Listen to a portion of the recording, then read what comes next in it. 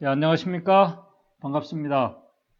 출애굽기 6장 20절에 있는 말씀을 읽겠습니다. 출애굽기 6장 20절에 있는 말씀입니다. 출애굽기 6장 20절에 있는 말씀. 아므람이 그 아비의 누이 요게벳을 아내로 취하였고 그가 아론과 모세를 낳았으며 아므람의 수는 137세이었으며 성경에는 하나님의 그 인류 구속의 이 계획과 과정 그리고 결말 이 모든 것을 함축해서 우리에게 알려주는 하나님의 구속의 청사진이 있습니다. 그것은 바로 이스라엘 백성들의 구원의 이야기인 이 출애굽 사건과 이스라엘의 이 광야 여정 그리고 약속의 땅인 가나안에 들어가는 과정입니다. 그래서 인류 이 하나님의 구원의 이야기를 할 때에 항상 이 출애굽과 40년 이 광야 여정을 비유로 말하고 있는 것입니다. 특별히 인류 구속의 청사진인 이스라엘 백성들의 이 구속의 계획을 성취하는 데 있어서 절대적으로 중요한 한 인물이 있는데 그 사람은 바로 여러분들이 잘 아시는 모세입니다.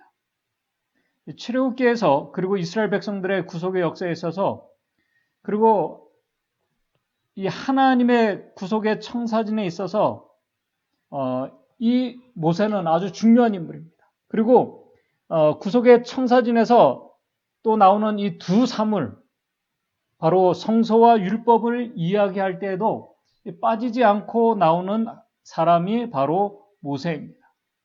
모세는 이스라엘 백성들이 구원함을 받는 데 있어서 그리고 그 구원을 유지해 나가면서 약속의 땅까지 가는 데 있어서 정말 중요한 인물입니다. 그래서 예수님께서도 백성들을 교훈하실 때 모세에 대해서 예수님께서도 자주 언급하셨습니다. 마가복음 7장 10절에는 예수님께서 모세는 내 부모를 공경하라라고 이 모세를 들어서 말씀을 하셨습니다. 그리고 부활을 이야기할 때에도 예수님께서는 마가복음 12장 26절에 모세를 언급했습니다. 죽은 자의 살아난다는 것을 의논할진대 너희가 모세의 책 중에 가시떨기 나무에 관한 글에 하나님께서 모세에게 이르시되 나는 아브라함의 하나님이요 이삭의 하나님이요 야곱의 하나님이로라 하신 말씀을 읽어보지 못하였느냐. 또 예수님의 이 부모들인 요셉과 마리아도 모세의 법대로 결례의 날이 참에 아기를 예수님을 데리고 예루살렘에 가셨다라고 성경은 기록하고 있습니다. 특별히 이 구속의 청사진에서 모세의 역할이 아주 중요한 이유는 모세는 예수 그리스도를 표상하고 있기 때문에 더 그렇습니다. 그런데 그렇게 중요한 이 모세가 하나님의 구속의 은혜를 드러내는 데 있어서 그렇게 중요한 이 모세의 이 가정사를 우리가 성경을 좀 살펴보게 되면은 어떻게 저런 가정에서 모세가 하나님의 지도자로 선택을 받았는지 의문을 가지게 됩니다. 어떻게 모세와 같은 이 집안 사람을 하나님께서 선택하셔서 그에게 구원의 계획을 알려주시고 그것을 실행하는 중요한 직분을 맡기셨는지 의문을 가지게 됩니다. 모세뿐만 아니라 하나님께서 어떻게 이스라엘 민족들과 같은 사람을 선택하셔서 그들을 구원하셨는지 이스라엘 백성들과 모세의 가정사를 보게 되면은 그것을 우리는 온전히 설명할 수가 없습니다. 이 질문에 대한 대답은 하나님의 은혜 말고는 설명할 길이 없습니다. 애굽에서 모세가 속한 이 레위 지파는 사실 아무도 알아주지 않고 인정하지도 않는 애굽의 어떤 이 평민보다 못한 노예의 가정입니다. 모세의 가정만 그런 것이 아니라 사실 이스라엘 백성들 모두가 다 노예들이었습니다. 그런 그들이 출애굽으로 해방된 것이 하나님의 은혜입니다.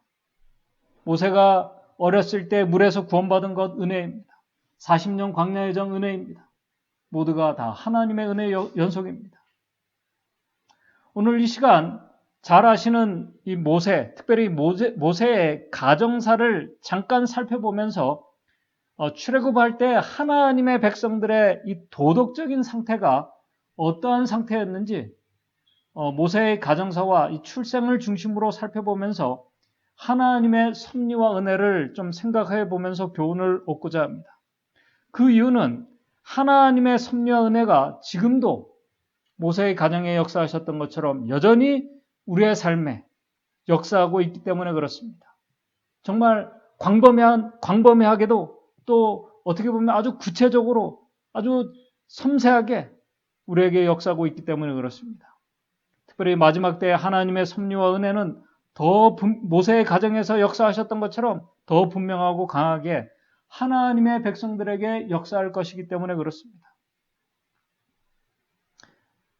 여러분들이 잘 아시는 것처럼 이 출애굽 당시에 이스라엘 백성들의 이 신앙의 상태는 말할 것도 없이 엉망이었습니다. 그들 중에 소수의 사람들은 그 속에서 하나님과 바른 신앙과 이 믿음 속에 있었지만은 대부분의 백성들은 안식일을 비롯해서 하나님의 율법을 무시하며 살아가고 있었습니다. 그렇다면 이 모세의 가정은 어떠했을까? 도덕적으로 어떠했을까? 오늘 우리가 읽은 출애굽기 6장 20절에 이 본문의 말씀을 보게 되면은 모세의 아버지와 어머니가 누구인지를 우리에게 알려주고 있습니다. 출애굽기 6장 20절은 이렇게 말씀합니다. 아므람이 그 아비의 누이 요게벳을 아내로 취하였고 그가 아론과 모세를 낳았으며, 여기 좀 이상한 것을 여러분들이 계속 보시다 보면 발견하게 될 것입니다. 모세의 아버지 어머니는 아므람과 요게벳입니다. 여러분들이 잘 아시는 것처럼 모세는 야곱의 아들 레위의 4대손입니다. 레위의 아들은 창세기 46장 11절을 보게 되면은 레위의 아들은 곧 게르손과 그앗, 고앗이라고도 하죠. 그 고앗과 무라리요. 모세의 할아버지가 누구였냐면은 이 고앗입니다. 고앗의 아들이 누구였냐면은 아므람이었습니다. 고앗은 레이가 야곱이 그의 자손들을 데리고 요셉이 있는 이스라엘로 애굽으로 이주하기 전에 그 고앗이 애굽에 이주하기 전에 태어났습니다. 그 고앗의 아들이 아므람입니다. 여러분들이 잘 아시는 모세와 아론을 대해서 반란을 일으켰던 고앗의 자손, 손자 고라도 이 고앗의 손자입니다. 그러니까 모세와 고라는 사실은 같은 레위 지파이면서 그들은 사촌지간이었습니다. 그런데 성경을 보게 되면은 모세의 아버지가 모세의 어머니 요게벳을 아내로 취했습니다. 그런데 모세의 율법에 의하면은 족보상으로는 모세의 아버지와 어머니는 결혼을 하면 안 되는 관계입니다. 왜냐하면은 모세의 어머니인 요게벳은 모세의 아버지인 아므람의 고모가 되기 때문에 그렇습니다. 그것을 출애굽기 6장 20절에서 말씀하고 있습니다. 아므람이 모세의 아버지 아므람이 그 아비의, 그러니까 고앗의 누이, 자기 아버지의 여동생인 요게벳을 아내로 취하였다고 말씀하고 있기 때문에 그렇습니다. 모세법에 의하면은 이것은 불법이고 범죄입니다. 레위기 18장 12절을 보게 되면은 이런 말씀이 있습니다. 레위기 18장 12절. 너는 고모의 하체를 범하지 말라. 그는 내 아비의 골육 지친이니라 라고 이렇게 말씀을 하고 있습니다. 최근 몇 년 전에 한 2, 3년 전인가요? 그때 대만에서 성경을 금서로 지정해야 된다는 뉴스가 나온 적이 있습니다. 성경을 참 영적인 양식을 보지 말아야 될 책으로 지정해야 된다는, 법으로 지정해야 된다는 이야기가 나왔습니다. 특별히 성경은 미성년자들이 읽지 않도록 법으로 제정해야 된다는 아주 강력한 이야기들이 나왔습니다. 그 이유를 우리는 이 성경을 통해서 조금은 이해할 수가 있습니다. 우리가 성경을 보게 되면 하나님의 백성들의 어떤 도덕적인 관념과 결혼사를 보게 되면은 참 이해가 되지 않습니다. 롯의 이 두 딸이 아버지를 통해서 자식을 낳은 이야기들, 일부 일처가 아닌 일부 다처의 우리 믿음의 조상들, 어린 아이들에게 금서로 정해야 된다는 말이 충분히 일리가 있어 보이는 그런 말들입니다. 모세의 아버지 아므람은 그의 고모 요게벳과 결혼을 했습니다. 족보상으로는 요게벳이 모세의 어머니지만은 사실은 그 모세에게는 고모 할머니가 되는 것입니다. 그 사이에 낳은 자녀가 바로 아론과 모세입니다. 그래서 이 성경학자들은 아마 이 고핫이 늦둥이 딸을 애굽에서 낳았다고 주장을 합니다. 사실 이 민수기 26장 59절을 보게 되면은 이렇게 말하고 있습니다. 아므람의, 그러니까 모세의 아버지 아므람의 처의 이름은 요게벳이니 레위의 딸이요.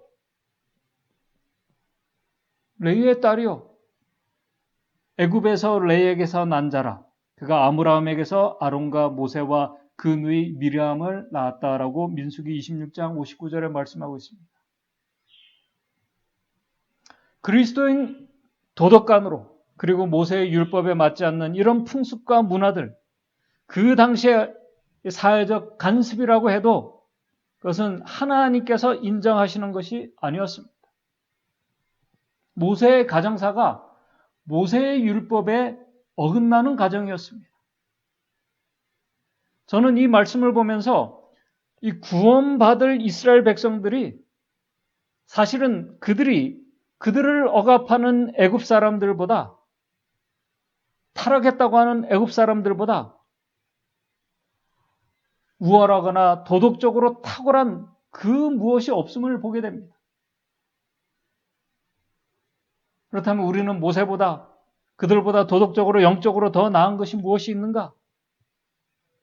사실 하나님 앞에서 모세의 가정이나 이스라엘 백성들의 상태나 오늘 우리 모두가 다 똑같습니다. 애굽 사람들이나 어쩌면 그들보다 더 못할 수도 있습니다. 그런데 그런 이스라엘 백성들, 특별히 모세의 가정을 하나님께서 택하신 것입니다. 도덕적으로 흠이 있고 모세 율법에 비추어 봐도 흠이 있는 가정을 택하시고 모세를 택하셔서 하나님의 백성을 구원하시겠다는 것입니다. 이것은 하나님의 은혜 말고는 설명이 되지 않습니다. 하나님의 섭리와 은혜 말고는 설명이 되지 않습니다. 그래서 이 구속을 하나님의 은혜, 선물이라고 말하는 것입니다. 모세의 가정이 선택받은 것, 은혜입니다. 출애굽 은혜입니다. 잘 아시는 것처럼 이스라엘 백성들, 그들은 출애굽 원하지 않았습니다. 애굽에서 그냥 따뜻한 밥 3끼 잘 먹고 그들이 고달프지 않으면은 노예로 해방되어서 광야로 나가는 것보다 애굽에서 노예로 사는 것이 더 낫다고 생각하는 자들이었습니다. 세상살이가 힘들수록 그들은 출애굽을 더 원하지 않았습니다. 애굽에서 어려움을 극복하고 그들은 잘 정착하기를 원하는 자들이었습니다. 도덕적으로 문제가 있는 자들이었습니다. 그런 가정이 많았습니다. 그것이 출애굽 당시 하나님의 백성들의 상태였습니다. 그래서 모세 때문에 이스라엘 백성들이 그들의 삶이 힘들게 되었을 때 지도자들이 모세와 아론을 원망하면서 출애굽기 5장 21절에 이렇게 말합니다. 모세와 아론에게 이르되 너희가 우리로 바로의 눈과 그 신하의 눈에 미운 물건이 되게 하고 그들의 손에 칼을 주어 우리를 죽이게 하는도다. 여호와는 너희를 감찰하시고 판단하시기를 원하노라. 이스라엘 백성들은 그들에게 주어질 구원보다도 현재의 안정을 택하려고 하는 자들이었습니다. 로마서 8장 18절에 나오는 생각하건대 현재의 고난은, 현재 하나님 백성들이 받는 이 고난은 장차 우리에게 나타날 영광과 좋게 감히 비교할 수 없는 그 귀한 가치와 은혜를 모르는 자들이었습니다. 모세도 마찬가지였습니다. 자기의 능력과 힘으로 하나님의 백성들을 구원하려고 하는 그런 자였습니다. 그래서 하나님께서 모세를 미디안 광야로 40년간 훈련시키기 위해서 보내셨습니다. 하나님께서 흠이 있는 가정을 택하시고 흠이 있는 자를 선택하셔서 그분의 구원의 계획에 쓰실 수 있는 아주 중요한 사람으로 하나님께서 훈련시키셨습니다. 하나님의 섭리와 은혜입니다. 그 과정을 지금 우리는 이번 기회에 있는 우리 교과 공부의 내용에서 우리가 지금 공부를 하고 있습니다. 하나님께서 하나님의 자녀들을 택하시는 것, 그들이 다른 이 세상 사람보다 도덕적이고 또 가정적으로 다른 이 사람보다 더 낫고 탁월하고 뛰어나기 때문에 선택하신 것이 아님을 성경도 우리에게 분명히 말씀하고 있습니다. 애굽 백성들 중에 똑똑하고 능력 있는 자들은 많았습니다. 그럼에도 하나님께서 천하고 도덕적으로 흠이 있는 모세와 같은 그 가정을 택하시고 모세를 택하시고 하나님의 백성들을 구원하시려고 한 하나님의 그 섭리와 은혜를 우리가 이 말씀을 통해서 우리가 보게 됩니다. 그리고 애굽을 떠나길 싫어하는 이스라엘 백성들, 그들의 마음을 애굽에서 이제 떠나게 하시려고 하나님께서 약속하신 허락의 땅을 소망하도록 소망을 가지게 하도록 하나님께서 특별한 섭리로 역사하신 것이 바로 애굽에 내린 열재앙입니다. 더 이상 이스라엘 백성들이 애굽에 마음을 붙이지 못하게 하시는 하나님의 섭리였습니다. 애굽에 열재앙이 내리지 않았다면은 바로가 이스라엘 백성들을 보내지 않았을 것입니다. 뿐만 아니라 열재앙이 내리지 않았다면은 이스라엘 백성들은 아마 여전히 출애굽을 원하지 않았을 것입니다. 재앙이 가면 갈수록 강도가 세워지고 더 이상 애굽에 안전하게 살 수 없는 곳이라는 것을 그들이 느끼면서 이제 이스라엘 백성들은 하나님께서 허락하신 약속의 땅을 바라보고 생각하기 시작했습니다. 그리고 하나님의 말씀을 생각하면서 그 말씀에 순종하는 자들로 그들이 바뀌어가게 됩니다. 애굽에 내리고 있는 재앙들이 어떤 자연재앙이나 우연히 일어난 일들이 아니라 하나님의 손이 역사하고 있다는 사실을 그들이 보고 깨닫기 시작한 것입니다. 그때부터 하나님께서는 애굽과 하나님 백성 사이의 재앙을 구별해서 내리십니다. 그들은 그 고통과 시련과 재앙 중에 누구를 신뢰하고 누구의 말씀을 신뢰할지 이제 분명히 깨닫게 됩니다. 애굽을 떠날 준비가 되어가는 것입니다. 이 모든 것이 하나님의 놀라운 큰 계획과 계획 속에 있는 섭리와 은혜였음을 우리가 보게 됩니다. 세상 역사의 마지막 위기와 재앙이 이 세상에 분명히 내려지게 될 때, 특별히 하나님께 경배하는 그 일로 하나님의 백성들이 핍박과 고난을 받으며 세상은 이 재난과 위기 속에 빠질 때 하나님의 백성들은 로마서 8장 18절 말씀처럼 현재의 고난은 재난과 위기는 힘들지만 그 고난을 믿음으로 받아들이며 하나님의 은혜를 구하며 그분을 더 신뢰하면서 순종하는 자들, 바로 그들을 위해서 준비해 놓은 하나님의 구원, 그 은혜가 좋게 현재의 고난과는 비교할 수 없는 놀라운 것임을 깨닫게 됩니다. 하나님의 백성들을 위해서 준비된 그 구원이, 그 영광이 현재의 고난과 그 영광에 비교할 때 현재의 고난은 가벼운 것임을 깨닫게 될 것입니다. 고난이 강하면 강할수록 그것을 더 깊게 느끼게 될 것입니다. 그것을 우리가 가정 공부를 통해서 배우고 있습니다. 고난과 시련 뒤에 있는 하나님의 손길과 은혜를 우리 모두가 볼 수 있는 자들이 되기를 바랍니다. 이제 말씀을 정리하겠습니다. 하나님께서 참 흠이 있는 모세의 가정을 하나님께서 선택하셨습니다. 그리고 그를 선택하시고 그를 지도자로 하나님께서 특별히 훈련시키시고 그에게 하나님께서 구원의 특별한 그 일을 실행하도록 그에게 하나님께서 그 일을 위탁하셨습니다. 모세는 그 하나님의 섭리와 은혜를 기억하면서 그에게 맡겨진 그 모든 일들을 그가 충실히 감당했다고 성경은 그에게 말하고 있습니다. 하나님의 집에 충실한 종이라고 말씀하고 있습니다. 모세는 그에게 맡겨진 하나님의 백성들과 같이 출애굽을 했습니다. 그리고 홍해를 건넜습니다. 그래서 홍해를 건너고 난 다음에 이 구원의 노래, 모세의 노래를 그들이 불렀습니다. 이 마지막 역사에 그 모든 고난과 하나님의 섭려 은혜로 구원받은 자들, 약속의 땅인 이 하늘에서 어린 양의 노래, 모세의 노래를 부르게 될 것입니다. 바로 그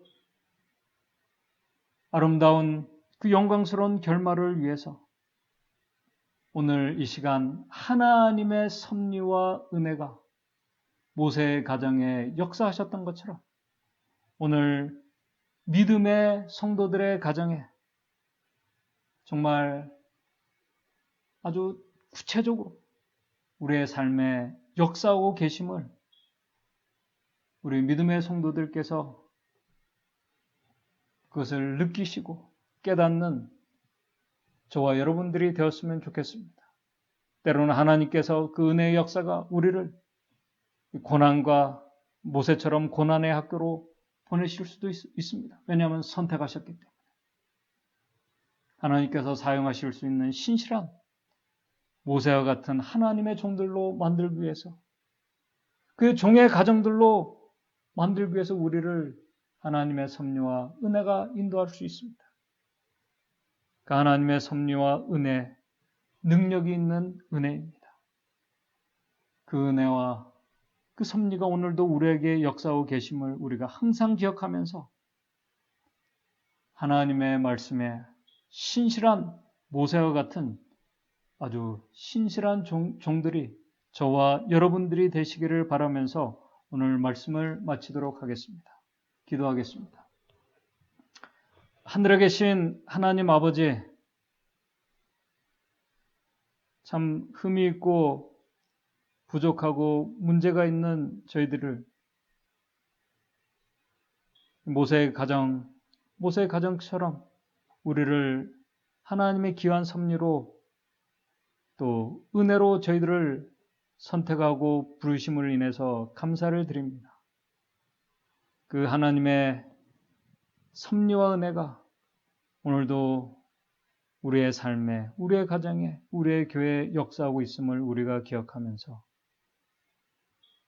우리가 하나님의 은혜에 걸맞는 하나님의 신실한 종들로서 우리가 잘 훈련되고 하나님께서 언제 어디서든지 우리를 사용하시려고 할 때 우리가 하나님의 충실한 일꾼으로 사용될 수 있는 자들로 모세처럼 준비되는 자들이 우리 믿음의 성도들 될 수 있도록 주님 인도해 주시옵소서. 오늘도 그 놀라우신 하나님의 은혜가 이 안식일 우리 믿음의 성도들 삶에 또 가정에 함께해 주시옵기만을 바라오며 예수님의 이름으로 기도드리옵나이다.